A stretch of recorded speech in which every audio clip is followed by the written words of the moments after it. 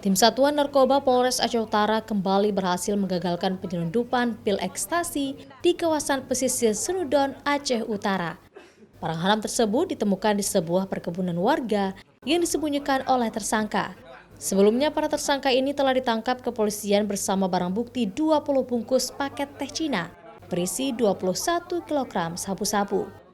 Penemuan barang bukti pil ekstasi tersebut dari hasil pengembangan informasi 2 orang tersangka dan warga di kawasan pesisir Senudon, sehingga petugas pun mencari narkoba tersebut dan ditemukan sebanyak 10 bungkus plastik berisi 163.000 butir pil ekstasi siap edar.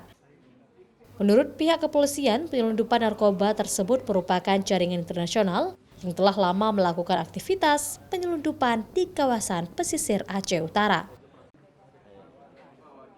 Setelah kami hitung totalnya BB yang ditemukan pil yang diduga ekstasi ini ada 163.000 butir.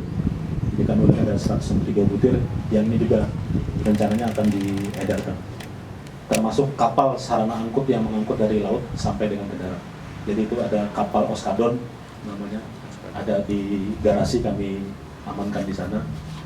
Untuk nilai ekstasi ini kalau dilihat dari harga kekinian atau harga jual di pasaran itu totalnya kurang lebih 48,9 miliar. Kini barang bukti pil ekstasi senilai 48,9 miliar rupiah bersama 2 orang tersangka yaitu BT dan MJ diamankan di Polres Aceh Utara. Kedua tersangka dijerat Undang-Undang Narkotika dengan ancaman hukuman seumur hidup atau hukuman mati. Zikri Maulana, Kompas TV, Aceh Utara.